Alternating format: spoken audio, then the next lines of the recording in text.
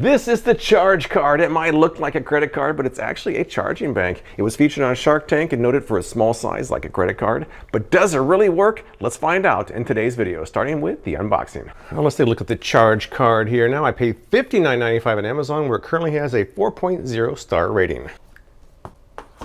Right, here it is. It does look like a charge card. Now the claims are this is a 2300 milliamp hour battery, the size of a credit card. It features USB-C and Lightning connectors, which is probably in that mess somewhere.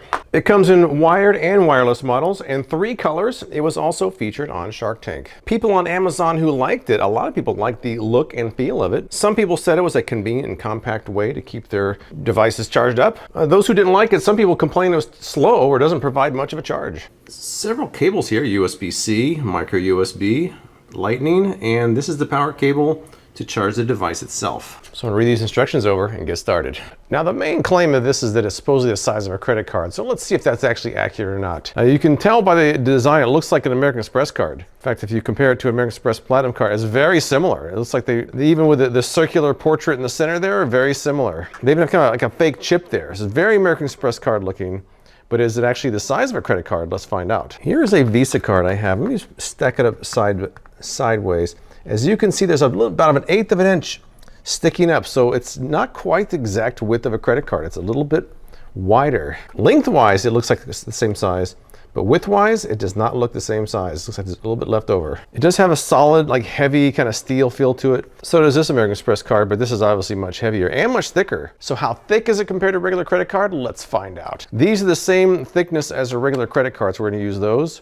Let me see, I've got 7 of them here. It's gonna start like this way and slide it off. Okay, 1 comes off, so that means it's the same thickness as 6 credit cards. So that means you have to have a space in your wallet that can hold 6 credit cards or it's not gonna fit. I've got 2 wallets to test out. Let's try them out. First up, we have the Slim Mint wallet. Let's try it in there. Can I fit anywhere in there? Well, it's not gonna fit in this slot. This is where I keep most of my credit cards at. Let's try there. Oh, it doesn't fit. It does not fit in there. Will not fit. I can't even smash it in there. How about this side? This one holds several. None there either. The last hope would be this money clip here. Let's see that. Oh, it doesn't even fit there because it's pushing the clip up to the point where it's almost gonna bend it and then it won't close. That's not gonna fit in the Slim Mint wallet, which is pretty thick to begin with. This is the wallet I used to use and I'll probably go back to once I break this one. Let's see if it fits one of the slots in this wallet. See, normally the cards go right in here. They fit nicely. So this is how it usually looks. We've got 4 cards in there. They all fit very, very easily to slide in and out. Let's try the charge card. Oh, it's not gonna fit. Look, it's not fitting. Oh wait, I can get it to fit. Kind of. I got it in there, but it won't slide in. Ugh. Nah, I'm gonna mess this wallet up if I try to fit in there.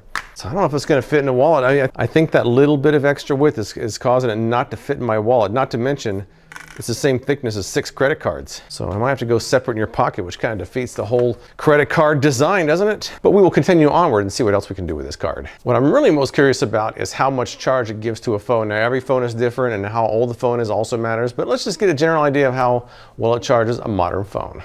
All right, my phone is at 15%, so it looks like I need to charge this thing up. Good thing I've got my charge card with me. Let's see how this goes here. So I'll put the micro USB connector in the charge card itself. We have 4 nice looking lights here. Now plugging it into the iPhone. The iPhone is charging. The stopwatch is going. I will let you know how long it takes to deplete the charge card and how much battery life I get on this iPhone 14 Pro Max. The cable is pretty short. I know that's by design, but it doesn't even really clear it if I want to put it off to the side. It's really short, but maybe that's not a problem.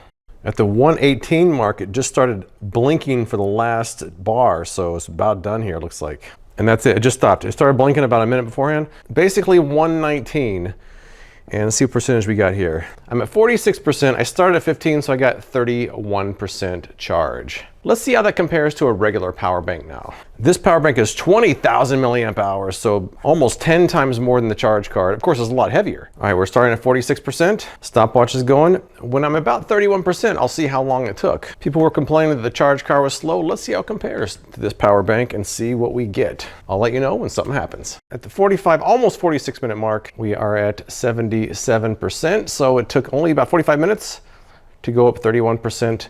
And this power bank still has 4 bars of power, so it's got a long way to go. Now I currently have the lightning cable in here right now, and you take that off by disconnecting it from both ends, and then you've got this, and you can reattach a different cable, like this is a USB-C. I kind of left these on here because it's kind of convenient to have the label on there. USB-C just plugs in on one side, and then this goes on the other side, and then we're back to credit card shape once again.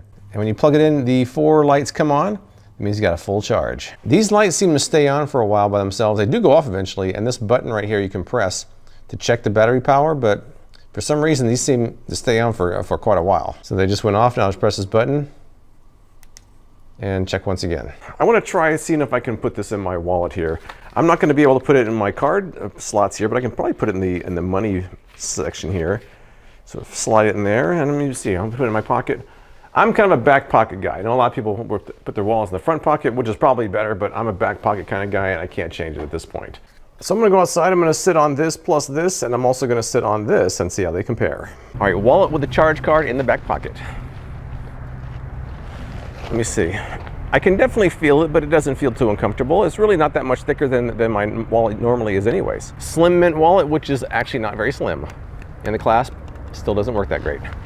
Oh yeah, it's much thicker, much thicker. It's like having a brick in my back pocket in this particular chair. So it's still pretty thin, even though if it doesn't fit in the card slots. And speaking of fitting in the card slots, I found it kind of interesting. I looked at the Amazon listing, and the graphic that they show comparing the charge card to a credit card, if you look closely, it does show the charge card wider than a normal credit card. And to me, that width made the difference between it fitting and not fitting in my card slots. And the other thing is most modern phones nowadays are between 3,000 and 5,000 milliamp hours. So this is not really designed to charge your phone completely up. It's more for some extra battery capacity on the go.